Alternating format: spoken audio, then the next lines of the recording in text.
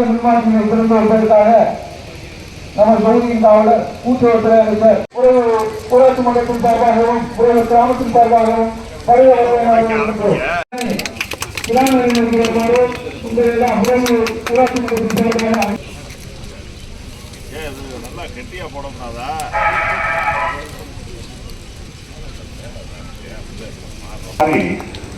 நூறு யூனிட் பயன்படுத்துறவர்களுக்கு இப்பொழுது கட்டணம் இல்லாத மின்சாரம், அதே போல நெசவு தொழிலில் ஈடுபட்டிருக்கிறவர்களுக்கு 500 யூனிட் வரை கட்டணம் இல்லாதது.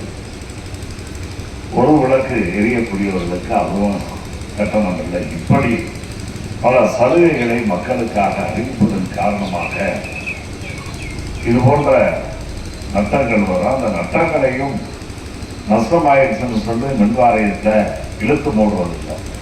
அதற்கு தேவையான நிதிகளை அரசின் சார்பில் மாண்புமிகு முதலமைச்சர் அவர்கள் ஒதுக்கி தந்து மின்சாரம் ஒரு நாட்டினுடைய வளர்ச்சியில் மிக முக்கிய பங்கை ஆற்றி வருகிறது.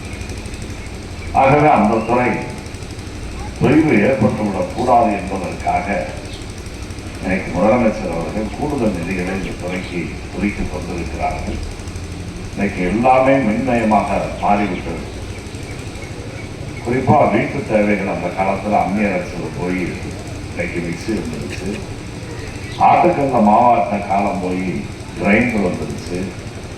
துணி துவைக்கிறதுக்கு சவுக்காரத்தை வச்சு தேய்ச்சி போட்ட காலமெல்லாம் போய் இன்னைக்கு வாஷிங் மிஷின் வந்துருச்சு. சமைக்கிறதுக்கு விறகடுப்பை வச்சு சமைச்ச காலம் போய் கேஸ் அடுப்பு வந்து இப்போ கரண்ட் அடுப்பு வந்துருச்சு.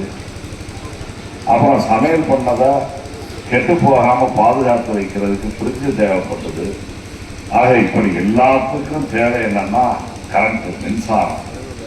ஆகவே இப்படி பல தேவைகள் கூடிக்கொண்டே போகின்ற காரணத்தால் இந்த மின்சாரத்தினுடைய பயன்பாடு அதிகரிக்குது. அந்த பயன்பாட்டுக்கு தேவையான உற்பத்தியையும் ஈடு செய்ய வேண்டும் என்ற அடிப்படையில் புதிய திட்டங்களை, மின் திட்டங்களை தமிழ்நாட்டில் திமுக ஆட்சி காலத்தில், முத்தமிழறிஞர் கலைஞருடைய காலத்தில், நம்முடைய மாநிலத்திற்கு முதலமைச்சர் அண்ணா தளபதி காலத்தில் எல்லாம் புதிய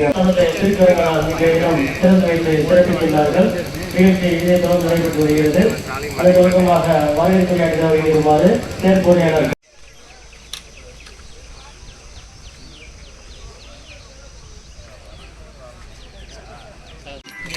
ஐயா பார்த்து விழுந்துடாம சார் பார்த்து